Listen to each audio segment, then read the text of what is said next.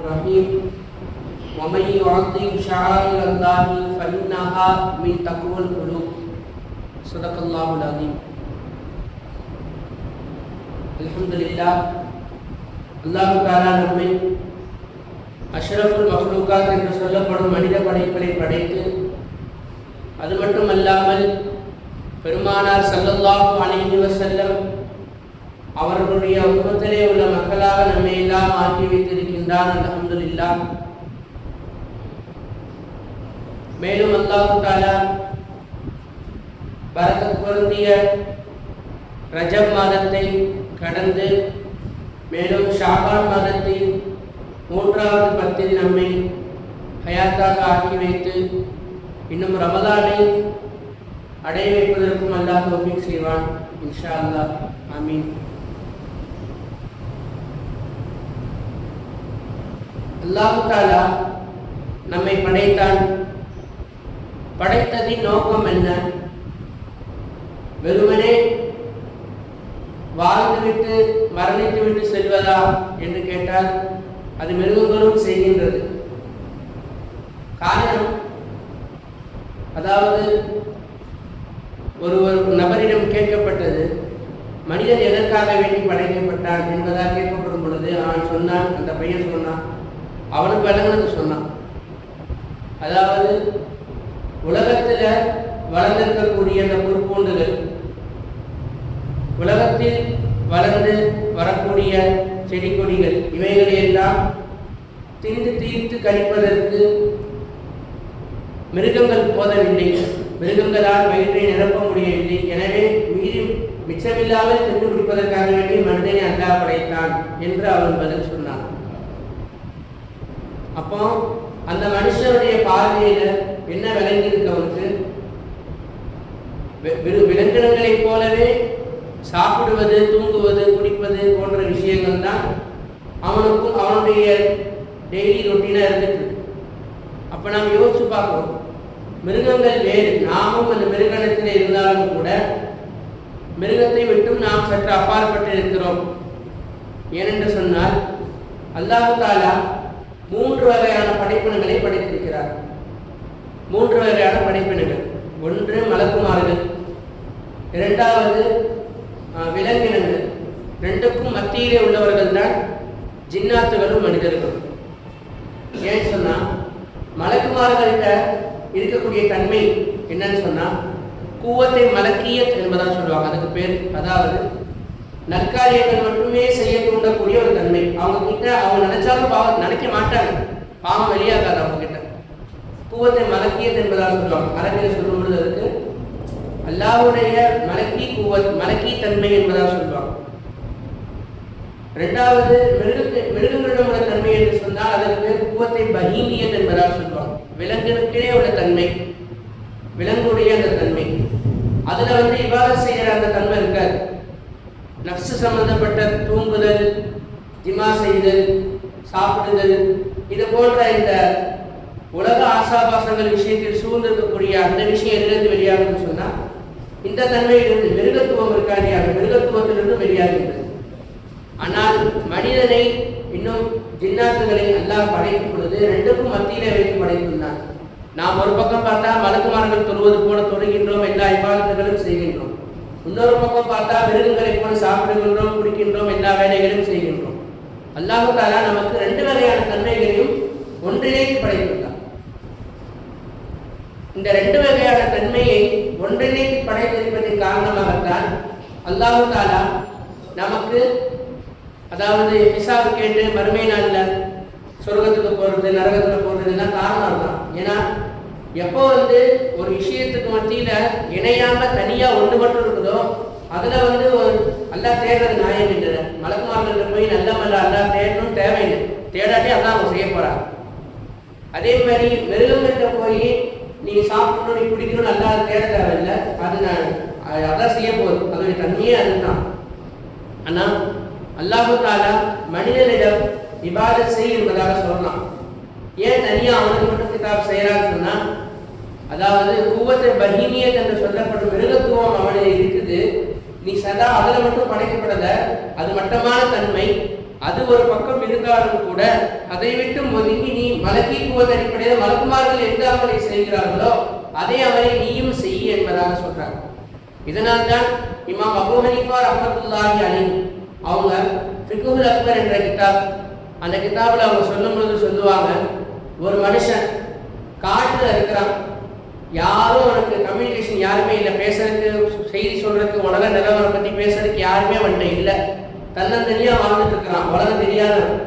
இப்படி இருப்பவனும் கூட அவன் கலிமா சொல்லாமல் அல்லது அல்லாஹ்வை மேலோட்டமாகவாது அறியாமல் அவன் மௌத்தாவானையானால் அவன் நரகம்தான் செல்வான். அந்த மனிதனுக்கு அல்லாஹ் சொல்லிட்டு இருக்க முடியாது, எனக்கு எந்த நபியும் வரல, என்கிட்ட எந்த செய்தியும் வரல, நபி தூதர் எந்த செய்தியும் எனக்கு வந்து சேரலை, எனக்கு தாய் தந்தை நான் முஸ்லிமான் தாய் தந்தை வைத்து பிறக்கலை என்பதெல்லாம் காரணம் சொல்ல முடியாது. அல்லாஹ்ட்ட போய் ஏன் யோசிச்சு பார்க்கணும், நியாயமா தெரியல பார்த்தா, அதாவது எந்த செய்தியும் வரல, வராம இருக்கிற நபரை ஏன் அல்லாஹ்வுக்கு நரகத்தை போடணும்? எந்த ரிசாலத்துடைய செய்தி வந்ததுக்கு பிறகு ஏற்றுக்காட்டி மக்கா காஃபிர்கள் மறுத்தாங்க, அபூஜஹல் போன்றவங்களாம் மறுத்தாங்க, அவங்க தூக்கி போறது நியாயம். எந்த செய்தியும் வராத ஒரு மனிதன் நுபுவத்தை பற்றி, அல்லாஹ்வை பற்றி, ரசூலை பற்றி, கியாமத் நாளை பற்றி, மலக்குமார்களை பற்றி இவைகள் எந்த செய்தியும் அவனுக்கு வரல, தன்னந்தனியா வாழ்ந்து தன்னந்தனியா மௌத்தா போனவன், உலகமே தெரியாம மௌத்தா போன பையன் காட்டிலே இருந்து. இந்த மாதிரி பயனும் அவன் அல்லாஹ்வை அறியாமல் வஃபாத் ஆவானேயானால் அவனும் நரகம்தான் செல்வான் என்பதாக இமாம் அபூ ஹனீஃபா ரஹ்மத்துல்லாஹி அலைஹி சொல்கிறார். அப்ப நாம் யோசிச்சு பார்க்கணும், அப்ப என்ன விளங்குது, அல்லாஹ் தஆலா குவத்தை மலக்கியத்து மூலமாக நமக்கு அறிவை கொடுத்திருக்கிறான். அந்த அறிவை வைத்து சிந்திக்க வேண்டும். ஏன்னா சிரிப்பா ஒரு அபூ ஹனீஃபா காலத்திலே ஒரு சம்பவம் நடந்துச்சு. ஒரு நாத்திகவாதி இருந்தான். அந்த நாத்திகவாதி என்ன செஞ்சான்னு சொன்னா, அதாவது அபூ ஹனீஃபா அவர்களுக்கு எதிராக வாதிடுறதுக்காக வந்தாங்க. வரும் பொழுது இமாமுனா சொன்னாங்க, இந்த மாதிரி இந்த இடத்துக்கு நான் வாழ வச்சுக்கலாம், அதாவது அபூ ஹனீஃபா இமாம் அல்லாஹ்வை சாபித் செய்யணும், அல்லாஹ் இருக்கான்னு சொல்லணும். நாத்திகவாதி எந்த கடவுளுமே இல்லை, எல்லாம் இயற்கை, அதுவே வச்சு போச்சுன்னு சொல்ற பேசுறாங்க. அந்த நாத்திகவாதி கூட தர்க்கம் செய்யறதுக்கு குறிப்பிட்ட நேரம் நிர்ணயிக்கப்பட்டுச்சு. அப்போ கொஞ்சம் தாமதமா அபூ ஹனீஃபா அங்க வர்றாங்க. அப்ப அந்த மனுஷன் கேட்டான், அபூ ஹனீஃபாவே ஏன் தாமதமா வந்தீங்க என்று கேட்கும் பொழுது இமாம் சொன்னாங்க, இந்த மாதிரி நான் வந்துட்டு இருந்தேன், நடுவில் ஒரு ஆறு குறுக்கிட்டுச்சு, அந்த ஆறு குறுக்குறதுக்கு அதாவது எப்படி கடந்து போகணும்னு தெரியல, அந்த நேரத்தில் தானா ஒரு மரம் பக்கத்தில் நின்று அந்த மரம் கீழே விழுந்துச்சு, தானா படகா மாறிச்சு, தானா தூண்டில் போட்டு என்னை உட்கார வச்சு தூண்டில் போட்டு கொண்டாந்து விட்டுச்சு, அப்படி நான் நடந்து வந்துட்டேன் இங்க அப்படின்னு சொன்னாங்க. அப்ப அந்த மனுஷன் சிரிச்சான், ஒரு மரம் தானா விழுந்து தானா படகா மாறி தானா தூண்டில் போட்டு எனக்கு கூப்பிட்டு வருமா, இது உலகம் நடக்கிற காரியமா என்பதாக மனுஷன் கேட்டான். அப்போ இமாமுனா சொன்னாங்க, ஒரு படகு தானா வராது, இந்த உலகம் மட்டும் எப்படி இயற்கையை தானா வச்சு சொல்றேன், இவ்வளவு பெரிய உலகம், சாதாரண ஒரு படகு வரதே ஒத்துக்க மாட்டேற, ஒரு படகு தானா வந்துச்சு தானா தூண்டி போட்டுச்சுன்னு சொன்னாலே உன் மண்டை ஏற்றுக்க மாட்டேங்குது. அப்படி இருக்கும்போது இவ்வளவு பெரிய உலகத்தை அல்லாஹ் படைச்சு வச்சிருக்கா, இந்த நிர்வாகம் சும்மா நிர்வாகமா, எந்தெந்த பூச்சிகள் கண்ணுக்கு தெரியாத பூச்சிகளுக்கு உணவு தந்துட்டு இருக்கா மறக்காம, இவ்வளவு விஷயங்கள் நிர்வாகத்தை நடத்தி கொண்டிருக்கக்கூடியவர் அல்லாஹ் இருக்கிறாரு செய்யணும், தானா எதை நடந்துருமா, சாதாரண ஒரு படகையும் ஒத்துக்க மாட்டார் தானா நடந்துச்சு. அப்ப என்ன தெரியும் கொள்கையில் இருக்கிறதா சொல்லிட்டு பதில் பேசிட்டு வந்துட்டேன். அப்போ யோசிக்கணும், கண்டிப்பா அல்லாஹ் ஒருத்தர் இருக்காரு, நம்ம அறிஞ்சிருக்கோம். கமா எவ்வாறு அல்லாஹ்வை அறிய வேண்டுமோ அவ்வாறு அறிய வேண்டும். அல்லாஹ் எங்க இருக்கிறார், நாம் என்ன நினைச்சிட்டு இருக்கோம், அல்லாஹ் ஒரு இடத்துல நாம் ஒரு இடத்துல தனித்தனியா, அல்லாஹ் அரசுல இருக்கிற ஏழாவதை தாண்டி சிதறத்து முத்தாகலாம் தாண்டி அங்க இருக்கிறான், அங்க ஒரு நாட்களில் உட்காந்துருக்க மாதிரி நாம் இங்க இருக்க மாதிரி நினைச்சிட்டு இருக்கோம். அதே அல்லாஹ் தான் குர்ஆன்ல சொல்றான், நஹ்னு அக்ரபு இலைஹி மின் ஹப்லில் வரீத், உங்க பிடரி நரம்பை விட நான் நெருக்கமாக இருக்கிறேன். குர்ஆனை மறுத்தா காஃபிரா இல்லையா? இந்த ஆயத்தை நாம் மறுக்க முடியுமா? குர்ஆன்ல தான் அல்லாஹ் சொல்றான், அரிசிலே மட்டும்தான் அல்லாஹ் இருக்கிறார் என்று சொன்னாங்க. அரிசில இருக்கிறான் ஆயத்து வருது, அதை நான் மறுக்கிறேன். அரிசிலையும் அல்லாஹ் இருக்கின்றான். அப்படி இருக்க அல்லாஹ் இந்த ஆயத்தை ஏன் சொல்லணும்? நஹ்னு அக்ரபு இலைஹி மின் ஹப்லில் வரீத், பிடரி நரம்பு எவ்வளவு நெருக்கம் நமக்கு, நம்ம பார்க்க முடியாது அந்த நரம்பை, அவ்வளவு நெருக்கம் நமக்கு. அந்த பிடரி நரம்பை விட நெருக்கமாக நான் இருக்கிறேன் என்பதான் அல்லாஹ் சொல்றான். இன்னொரு இடத்துல சொல்லும் பொழுது ஒவ்வொருமாக்கும் ஐநமா கொடுக்கும், நீ எங்கிருந்தாலும் அல்லாஹ் உன்னுடனே இருக்கின்றான் என்பதை அல்லாஹ் சொல்றான். எங்கிருந்தாலும் உன்னுடன் தான். இப்ப ரியா கூட அல்லாஹ் இருக்கிறான், முசல்லாருக்கு முசல்லால் அல்லாஹ் இருக்கிறானா, இப்ப பல அல்லாஹ் வந்து போச்சா? யோசிச்சு பார்க்கணும். இதெல்லாம் குர்ஆனுடைய ஆயத்துகள், சிந்திக்கணுமா இல்லையா? நாம் ஒரு ஆயத்தை எடுத்துக்கொண்டு, அதாவது யஹூதிகளுடைய பழக்கம், யஹூதிகள் பழக்கம்னா தனக்கு தெரிந்த ஆயத்துகளை வச்சு அமல் செஞ்சுட்டு தெரியாத ஆயத்தை காணாமலே கண்டு காணாமல் இருப்பாங்க. யஹூதிகள் நஸ்ராக்களுடைய பழக்கம். ஆனால் நாம் அப்படி இருக்கக்கூடாது. மூசா அலைஹிஸ்ஸலாத்துடைய கூட்டத்தார்கள் தான் இப்படி இருந்தாங்க. அவங்களுக்கு பிடிச்ச ஆயத்தை எடுத்துக்குவாங்க, வேணாங்கிற சில ஆயத்தை விட்டுருவாங்க. தௌராத்தில் இன்ஜீல் எடுக்கும்போது நாம் அப்படி இல்லை. குர்ஆனை முழுவதுமாக நாம் தஃபக்குர் செஞ்சு ஆராய்ச்சி செய்ய வேண்டும். இந்த ஆயத்தில் எல்லாம் சொல்றானே, அப்ப அரசியல் இருக்கா அல்லாஹ் யார், ஏன் கூட இருக்கா அல்லாஹ் யார், மற்ற வஸ்துக்களுடன் இருக்கக்கூடிய அல்லாஹ் யார், இதெல்லாம் அறியணும். பல அல்லாஹ் வந்துட்டானா இல்லை என்ன ஒரு விளங்க மாட்டேங்குது. தெரிஞ்சவங்கள்ட்ட கேட்கணும். ரஹ்மான் ஃபஸ்அல் பிஹி கபீரா என்பதாக அல்லாஹ் சொல்றானா இல்லையா? ரஹ்மானை பற்றி விளங்கிய நபர்களிடம் கேளுங்கள். நம்ம மட்டும் ஒத்துக்காட்டி கூட விளங்கிய நபர்களிடம் கேட்டால் தெளிவு கிடைக்கும். நாம் அதை பற்றி சிந்தனையே இல்லை.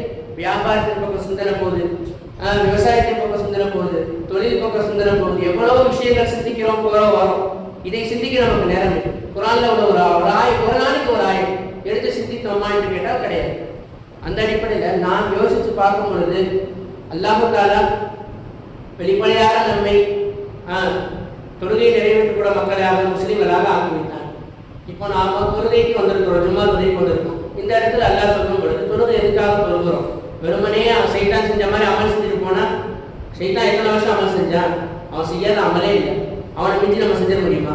கடைசியில் அந்த அமலை செஞ்சு முடிச்சு தூக்கி போட்டானா இல்லையா? மூஞ்சி அடிக்கிற மாதிரி தூக்கி போட்டு வச்சு வெட்டடிக்கப்பட்ட சைத்தான்னு சொல்லிட்டு நம்ம வாயா திட்ட வச்சுட்டான். காலகாலமாக ஆதம் அலைஹிஸ்ஸலாம் இன்ன வரைக்கும் நம்ம அவங்க இல்லாஹி மினஷ் ஷைத்தானிர் ரஜீம் நம்ம வச்சுட்டு இருக்கோம். அன்னைக்கு அவன் ஒரு செய்யாத காரணத்தினால.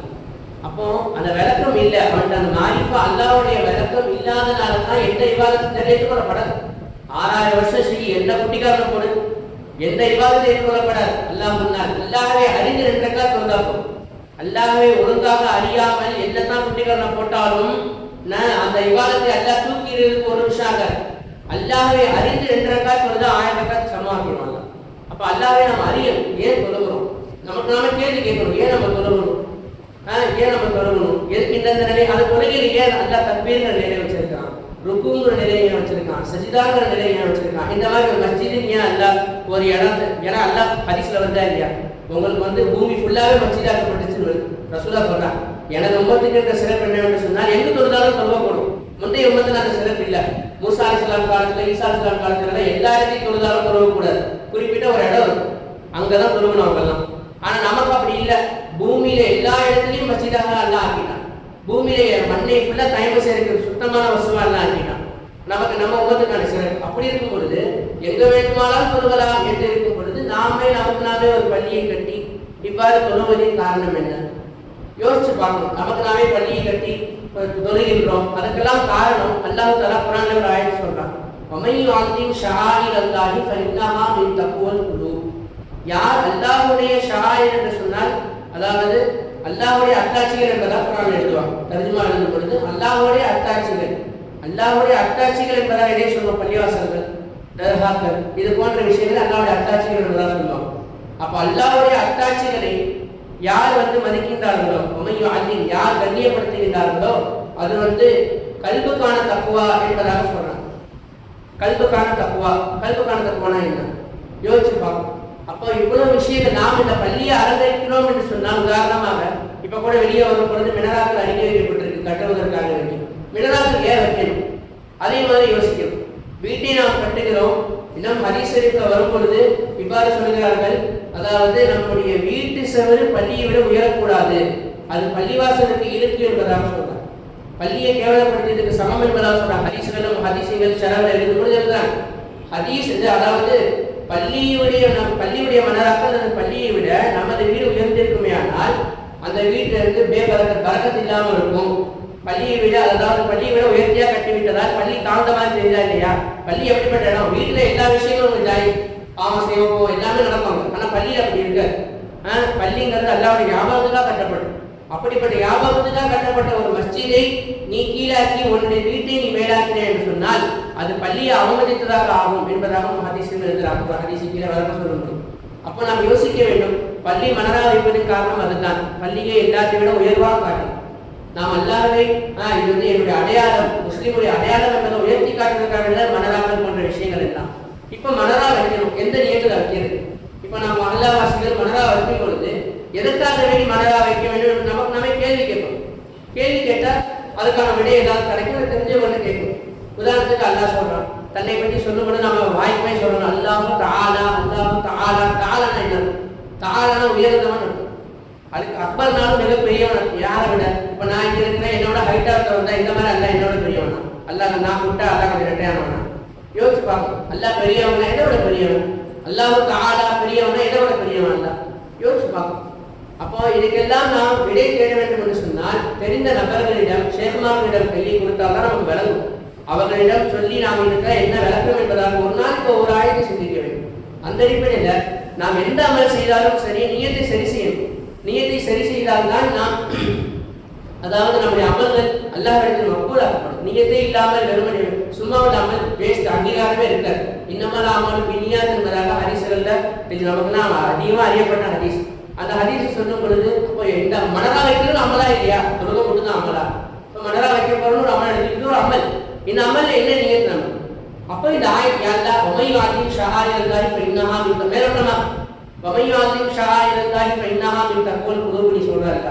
இந்த மஸ்ஜித் ஒன்றுடைய ஷஹாய் ஒன்றுடைய அட்டாச் ஒன்றுடைய இபாதத்துக்காக கட்டப்பட்ட ஒரு பள்ளி. அந்த பள்ளியை நான் அதுவல் செய்கின்றேன், கண்ணியம் செய்கின்றேன். காரணம் என்ன சொல்ற? நீ ஃபஇன்னஹா மின் தக்வல் குலூப், எனக்கு தக்வா வருவதற்கான காரணமாக அதை நீ ஆக்கியிருக்கேன்னு சொல்றாங்க குர்ஆன்ல. அதுக்கு அமல் செய்ய விதமா யாருலா இந்த மனதா வைப்பதின் மூலமாக பாவங்களை விட்டும் பாதுகாக்கிய தக்வாதாரியாக ஆக்கல என்றவாக துவா செய்யும். குர்ஆனுடைய அடிப்படையில் மேலோட்டமா இன்னும் ஆழமா நிறைய விஷயங்கள் சொல்லலாம். நிறைய விஷயங்கள் மனரா வைப்பது தனியே மனரா இப்படி இருக்குது, பார்க்க அலீஃப் மாதிரி இருக்குவாங்க. மனராவுடைய ஷேப் அலீஃப் மாதிரி இருக்கும். ஏன் அலீஃப் மாதிரி இருக்கு? இதெல்லாம் ஒவ்வொன்றுக்கும் பல காரணங்கள் சொல்லலாம். அப்ப நாம் யோசிக்க வேண்டும். மேலோட்டமாக நாம் ரொம்ப ரகசியங்களை ஆராய முடியாவிட்டாலும் கூட மேலோட்டமாக நமக்கு தெரிந்த விஷயங்கள் குர்ஆன்ல இது சம்பந்தமா என்ன வந்திருக்கு? நாம் இது மஸ்ஜித்னு வார்த்தை தான் கிடைக்கணும். இந்த மாதிரி ஆயத்தில் அமல் செய்யாம இல்லையா? வமையாதின் ஷஹாயிரல்லாஹி ஃபஇன்னஹா மின் தக்வல் குலூப், யார் என்னுடைய ஷஹாய் என்னுடைய அத்தாட்சியை கண்ணியப்படுத்துறாரோ அவருக்கு கல்குடைய தக்குவா நசீபாவுங்கிறாங்க. யாரெல்லாம் நான் முத்தமையா போகணும், பாவங்கள் செஞ்சுட்டு இருக்கிறேன், நான் முத்தமையா போறக்காக நீ மன்னரா வைக்கிறாங்க என்ற நியத்தை சரி செஞ்சுக்க வேண்டியதான். அதெல்லாம் நன்மை மாற்றிட்டு போயிடும், அதற்கு மக்பூலாக்கிட்டு போயிடுவோம். அப்போ நம்ம யோசிச்சு பார்க்கணும். ஒவ்வொரு அமல்கள் செய்யும் பொழுது ஒரு கேள்வி கேட்டு குர்ஆன்ல அது சம்பந்தமா என்ன இருக்கு என்பதாக நம்ம நியத்துக்களை ஃபர்ஸ்ட் சரி செய்யணும். அதுக்கடுத்து ஆழமான விஷயங்கள் அது தனி அல்லாவே நமக்கு போடுவோம். ஆனா இதுக்கு முன்னால் நம்ம குர்ஆன்ல அதை பத்தி என்ன இருக்கு என்பதாக நம்ம யோசிச்சு ஒவ்வொரு விஷயமா செயல்படும். எனவே அவ்வாறு நியத்துகளை சரி செய்து அமல்களை செய்யும் பாக்கியத்தை அல்லாஹ் நமக்கு வாய்ப்பளிப்பானாக. வாஹிரு தாவானா அல்ஹம்துலில்லாஹி ரப்பில் ஆலமீன். அஸ்ஸலாமு அலைக்கும்.